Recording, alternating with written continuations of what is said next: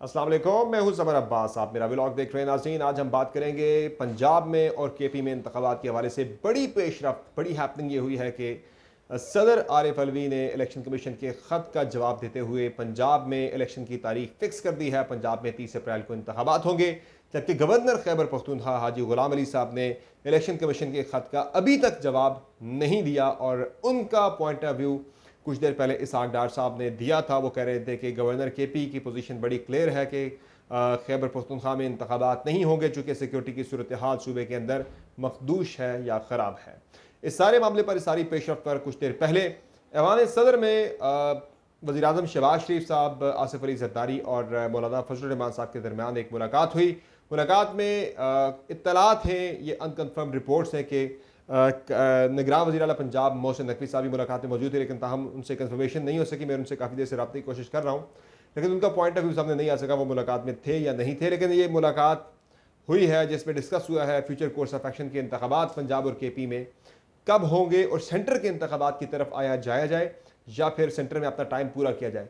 क्योंकि ये डिबेट आज से शुरू हो गई है। ये बड़ी इंटरेस्टिंग डिबेट है कि वो पीडीएम जो कहा करती थी कि इलेक्शन मुल्क में एक ही दिन होने चाहिए, आज भी इसहाक डार साहब ने गुफ्तगू जब की, उन्होंने कहा कि मुल्क डिफॉल्ट नहीं हो रहा। पहले उन्होंने ये वादे कर दिया। दूसरा, उन्होंने इलेक्शन के हवाले से ये बात की कि सदर साहब ने तारीख तो दे दी है, तो उन्होंने कहा जी इंतखाबात पूरे मुल्क में एक साथ क्यों नहीं होंगे या क्यों नहीं होने चाहिए। उन्होंने कहा कि 15 अरब रुपए इजाफी खर्च होंगे जब आप पंजाब और के पी के इंतखाबात एक दिन करेंगे, 3 असम्बलियों की और कौमी असम्बली के इंतखाबात, 2 असम्बली और कौमी असम्बली के इंतखाबात बाकी आप एक दिन करेंगे, 3 असम्बलियों के इंतखाबात एक दिन हो रहे होंगे। तो उन्होंने कहा अलग अलग करने से, उन्होंने कहा कि जो खर्चा है 15 अरब रुपए का इजाफी खर्चा होगा पाकिस्तान का, जो पहले ही मुआशी बहरान का शिकार है।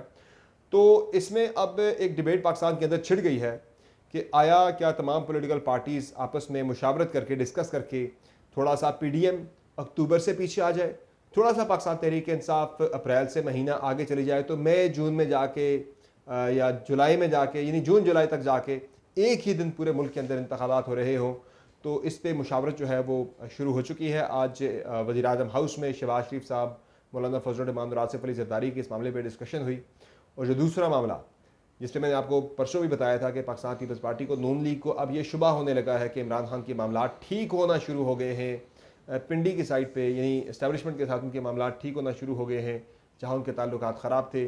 तो उन्हें ये लग रहा है कि उनके साथ ये बड़ी ज़्यादती होगी अगर इमरान खान के ताल्लुकात वहाँ पर ठीक हो जाते। चूँकि ज़ाहिर है अगर कोई रुकावट डाल सकता है इमरान खान के वापस आने, इक़्तिदार में वापस आने के लिए, तो वो इदारे की तरफ से ही आ सकती है। बाकी तो तमाम मामला क्लियर है।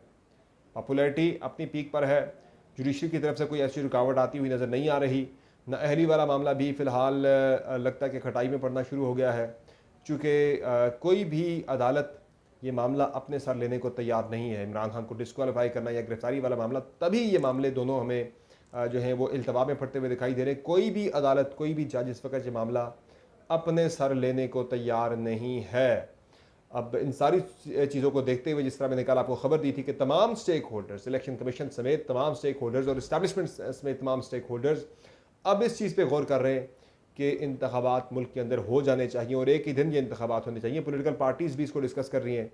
इवन इमरान खान ने भी आज गैर रस्मी गुफ्तगू की लाहौर में सहाफ़ियों के साथ। उन्होंने 2-3 बड़ी इंपॉर्टेंट बातें की खान साहब ने। एक तो उन्होंने कहा कि इंतखाबात बेहतर है कि मुल्क में एक ही दिन हो जाए, तो ये ज़्यादा बेहतर है, इसमें कोई हर्ज नहीं है। इसके साथ उन्होंने कहा कि मेरी उनकी फ़ौज के साथ कोई लड़ाई नहीं है, इस्टेब्लिशमेंट के साथ उनकी कोई लड़ाई नहीं है, और मौजूदा जो आर्मी चीफ़ है उनके साथ उनकी कोई बातचीत नहीं हुई। अगर बातचीत होती है तो वो ज़रूर उनसे बात करना चाहेंगे, लेकिन कहा कि वो यानी हम तो रब्ता करना चाह रहे हैं, वहाँ से कोई रिस्पॉन्स नहीं आ रहा, मुलाकात या राब्ते के हवाले से कोई जवाब वहाँ से नहीं आ रहा। तो ख़बरें यही है कि जो मैं बता रहा हूँ आपको, पीडीएम और नून लीग को इस बात की बहुत ज़्यादा अप्रीहेंशन और ख़दशा है कि मामला खान साहब के दोबारा से पिंडी के साथ ठीक होना शुरू हो गए। इसलिए उन्हें काफ़ी ज़्यादा तशवीश है। और आप मरीम नवाज़ साहब की जो घनगरज है आजकल वो बढ़ती चली जा रही है। ज़ाहिर ये फ्रस्ट्रेशन है। वो कहते हैं कि हमें बिट्रे किया गया, हमने मुश्किल फ़ैसले करके, और इस गारंटी पे हमने मुश्किल फ़ैसले किए थे कि हमें एक तो हमारा टेन्योर मुकम्मल करने दिया जाएगा, और दूसरा अगर हमें 6 महीने से 1 साल की एक्सटेंशन अगर हमें चाहिए हो, पार्लियामेंट की मुद्दत हम बढ़ाने का कोई फ़ैसला करें, तो वो हमें उस चीज़ की गारंटी दी जाएगी। अभी मैं कहूँगा कि चीज़ें अनफोल्ड नहीं होंगी। ये बड़ी इंपॉर्टेंट चीज़ है, बड़ा इंपॉर्टेंट पॉइंट है कि अभी कुछ चीज़ें अगर हुई भी हैं खान साहब के और इस्टेब्लिशमेंट के दरमियान, वो चीज़ें अनफोल्ड नहीं होंगी। अभी उसी तरह से एज़ यूजुअल तनकीद का सिलसिला दोनों तरफ से, यानी एक तरफ से पीटीआई तनकीद करती है, वहाँ से तो आपको एक्शंस ही दिखाई देते हैं, वो जारी रहेंगी चीज़ें एज़ यूजुअल जब तक IMF की तरफ से 9th रिव्यू पे मुआहिदा पाकिस्तान के साथ नहीं हो जाता। जो ये 9th रिव्यू निकलता है उसके बाद चीज़ें आपको जो है अनफोल्ड होती हुई दिखाई देंगी, पेशरफ पाकिस्तान के अंदर होती हुई आपको दिखाई देगी। बिल्कुल सियासी रुख पाकिस्तान का बदलता हुआ आपको शायद नजर आए, मंजरनामा सारे का सारा। इस पे नाज़रीन अब ऑडियो लीक रुक नहीं रही, सिलसिला जारी है। मैंने आपको बताया था पिछले हफ्ते के 2-3 ऑडियो लीक्स आनी है।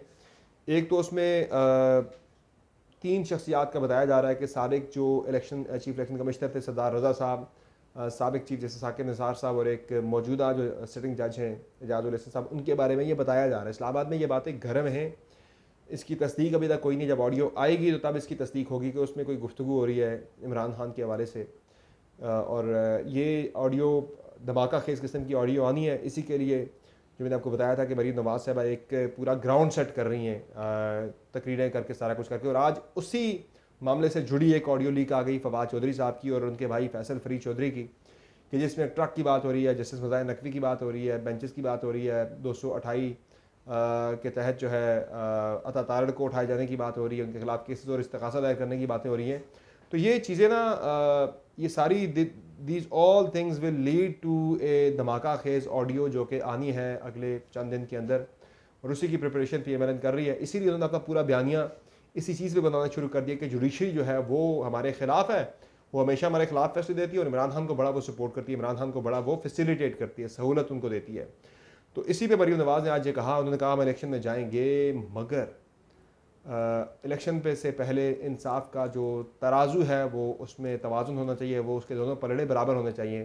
वो कहने चाहती थी कि इमरान खान को सहूलत दी जाती है जुडिशरी से, हमें रगड़ा दिया जाता है जुडिशरी से, तो ये नहीं होना चाहिए। बेसिकली नून लीग क्या चाह रही है? नून लीग ये चाह रही है कि मीर नवाज शरीफ के केसेस सारे ख़त्म करें, उनकी डिस्क्वालिफिकेशन को ख़त्म करें, वो पाकिस्तान है फिर आके इंतखाबात लड़े। तो ऐसा तो हो नहीं सकता। और फिर उन्हें वही अप्रीहेंशन जो जिसका मैंने जिक्र किया कि उन्हें लग रहा है कि इमरान खान के मामला जहाँ बिगड़े थे वहाँ ख़राब होना शुरू हो गए। तो इस चीज़ पे ज़्यादा गम और गुस्सा इस वक्त जो है वो आपको PDM के रहनुमाओं के अंदर देखने को मिल रहा है। बाकी कल इमरान खान ने एक चाय पे बुलाया है कल, जो पाकिस्तान तहरीक इंसाफ के रहनुमा और कारकुनान गिरफ्तार हुए थे जेल बरो तहरीक में, उनके एजाज़ में।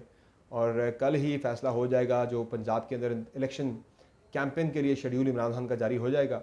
और बड़ी दबंग किस्म की, बड़ी धमाका खेज किस्म की कैंपेन जो है वो PTI प्लान कर रही है, लेकिन उन्हें कैंपेन करने की इतनी खास ज़रूरत नहीं है क्योंकि इस वक्त पंजाब में उनकी पॉपुलैरिटी जो है वो बहुत बेहतर है। और ये जो फैसले हम देख रहे हैं होती हुई हैपनिंग्स के, जिस तरह के मुआशी फैसले मौजूदा हुकूमत कर रही है, देखें ये सारे फैसले नागुज़ीर थे, इनमें ताख़ीर की वजह से पाकिस्तान को ज़्यादा नुकसान हुआ है। ये IMF प्रोग्राम जो पिछले हफ्ते या उससे पिछले हफ्ते हो जाना चाहिए था, जब IMF की टीम यहाँ पे मौजूद थी, 9 फरवरी को हो जाना चाहिए था, उसमें डिले हुआ, ताख़ीर हुई। चूँकि इसहाक़ डार साहब के को लगता है कि मैं बहुत ज़्यादा बड़ा चैम्पियन हूँ, और इसहाक़ डार साहब ने बेसिकली ख़बर ये भी है कि इसहाक़ डार साहब को इतना ज़्यादा, ये मिफ्ता साहब ने बताया भी है, तस्दीक भी किया उन्होंने इसी के, इसहाक़ डार साहब को IMF वाले इतना ज़्यादा पसंद नहीं करते। वो कहता है ये बंदा ना बहुत ज़्यादा ज़रूरत से ज़्यादा स्मार्ट बनने की कोशिश करता है। तो उन्होंने कहा, इसीलिए PMLN में ये डिबेट चल रही है कि इसहाक़ डार की जगह पे एहसन इकबाल या ख्वाजा आसिफ को बना देते वज़ीर ख़जाना, तो वो बेहतर होता है इसहाक़ डार से। तो IMF को यही मसला है, उन्हें इसहाक़ डार साहब से मसला है, वो कह रहे जी कि ये बंदा बिलावजह सियाना बनने की कोशिश कर रहा है। इन्होंने थ्रेट भी लगा दी कि हम तो दोस्त मुल्कों से पैसे पूरे करके अपना बैलेंस ऑफ पेमेंट का क्राइसिस हम उससे निकल जाएंगे। तो वो तड़ी भी लगा ली IMF को, वो फिर हो ही नहीं सका। अब तो IMF ने शर्त भी रखी हुई है कि आप ज़रा पैसे तो पकड़ें पहले, जो आपके दोस्त ममालिक आपको उनसे प्लेजेस लें, आपके रिजर्व्स को आप $4 बिलियन के आप उनसे लें, पैसे लें अपने रिजर्व्स को स्टेबल करने के लिए, फिर हम आपके साथ ये मुआहिदा जो है करेंगे, MEAP जो है ना आपका। और उसमें नाज़रीन जो 3-4 बड़े फैसले थे वो तो कर दिए गए। डॉलर को मार्केट में फ्री छोड़ दिया गया, मार्केट डिटरमिनेंट। कल आपने देखा कि 2 रोज़ के अंदर डॉलर जो है वो 21-22 रुपये महंगा हुआ। फिर आपने जो बिजली पे सब्सिडी थी वो आपने ख़त्म कर दी, और बिजली पे आप सरचार्ज लगा रहे हैं, सॉरी सब्सिडी तो ख़त्म हो गई, सरचार्ज आपने लगा दिया है बिजली के ऊपर एक 10%, ताकि आपके जो गर्दिशी कर्ज़े वो ख़त्म हों। और इसके अलावा फिर आपने जो इंटरेस्ट रेट है तबाह कौन किस्म का आपने 20% कर दिया, 300 बेसिस पॉइंट्स उसमें इजाफा करके। पाकिस्तान के अंदर कोई बंदा कारोबार करके तो दिखाए। ज़ाहिर कारोबार करने के लिए लोगों को लोन लेना पड़ता है, बैंकों से कर्जा लेना पड़ता है, चाहे छोटा कारोबार हो या बड़ा कारोबार हो, हर किसी को, हुकूमत पाकिस्तान को, हुकूमत वक्त को भी प्राइवेट बैंकों से कर्जा लेकर अपना निज़ाम चलाना पड़ता है। तो इसमें आम आदमी जो छोटा मोटा कारोबार करने का सोचे, कोई गाड़ी निकलवाने का, कोई मोटरसाइकिल निकलवाने का किस्तों पे, वो तो भूल जाए ना आप। अब इंटरेस्ट रेट इतना ऊपर चला गया, सब कुछ पूरी आपकी हर चीज़ रुक जाएगी पाकिस्तान के अंदर।